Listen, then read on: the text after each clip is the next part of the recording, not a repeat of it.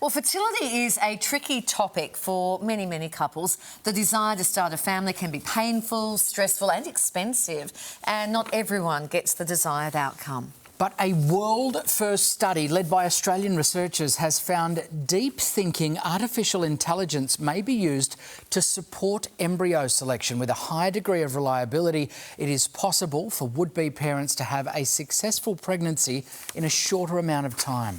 And to explain, we welcome IVF fertility specialist, Dr. Joseph Sgroi. Lovely to see you again, Doctor. What can you tell us about this deep learning AI and how would it impact IVF? Oh, it's fantastic research, and one of the things that we know is that embryos develop a little bit like children. If you think about children, when they develop towards walking, they'll go through milestones. Initially they'll roll, they'll crawl, and then they walk. And we know in the same manner embryos develop during a traditional set pattern over the course of the time that they fertilise all the way until the time that we can implant them into the uterus. Now, historically, what we've been doing is having our embryologists review photos that are taken every 10 minutes, looking at those embryos and seeing which embryos are going to develop into the best possible outcomes in terms of pregnancy.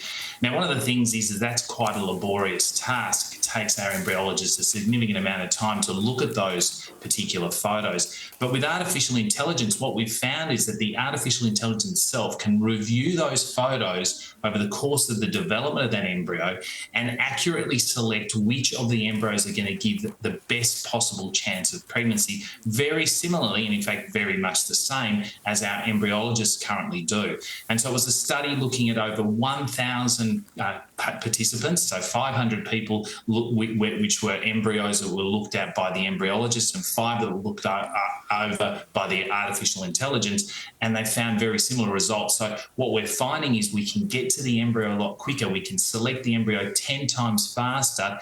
That's going to give us the result for pregnancy over and above conventional embryologists looking at the embryos. Wow. Sounds like a great use. It's hard not to be excited by that, and it's a reasonable sized study too. Doctor, there's always a question of ethics when it comes to handing over processes to technology, but listening to what you've just said, it doesn't actually take a real person, an experienced embryologist, out of the equation entirely, does it? Not at all, and of course we are, the miracle makers are those embryologists in the lab. They're the tireless work that they do all the time. This is about improving efficiencies within the laboratory. So much as we use artificial intelligence in our daily lives, I know people who utilise AI to help construct an email. It's not the AI that's going to remove them from doing the email. They still need to do the email.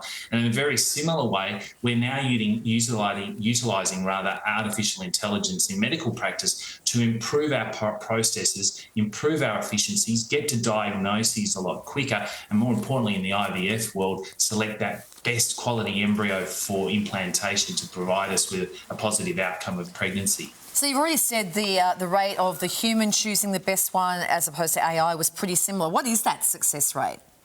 So we looked at the study and we wanted to make sure that when we had artificial intelligence selecting a baby and in our embryologist selecting an embryo for implantation, that the outcomes in terms of pregnancy would be approximately the same. And when we look at that, we want to make sure there's no major statistical significance. So it was about 46 to 48%. So they were on par with no major differences in terms of the outcome. Right. Okay. So, and you mentioned that you can select the embryo quicker. I think it was 10 times quicker. So what does that mean for people who are trying to fall pregnant? Selecting an embryo quicker, what are the advantages of that? Well, the advantages are certainly in our laboratory where our embryologists can spend time looking after the embryos in other areas, because of course they're not just there to look at embryos in photos. So, they can spend their time in terms of the development of the embryos in other aspects. But in addition to that, it also means that we're selecting the embryos that are most suitable for pregnancy outcome and relying on that efficiency to improve our processes within the laboratory. Okay. And what are some of the factors that may impact someone's chances of a successful IVF treatment? So we don't want to provide false hope for people. Yeah, look, I mean, it still doesn't overcome everything. I mean, selecting an embryo is one thing, but of course we know very much that people need to take control of their own health. So making sure that they're having a balanced diet, a Mediterranean-based diet, reducing toxins in their life, and of course contemplating pregnancy when they feel physically, financially, socially, emotionally, medically ready to do so. And of course there are a whole range of other factors. So making sure we're not smoking, limiting alcohol intake, and for blokes as well, just being conscious that there is a biological clock for men as there is for women in terms of reproductive health. Yeah, what's fascinating stuff, Dr. Joseph Sgroi. Thank you so much. We know you've delivered a baby this morning, so a little girl, so that's fabulous news. Yep, congratulations to the parents. Yeah, thanks. Busy morning indeed. Thanks, Doctor. We'll be back after this.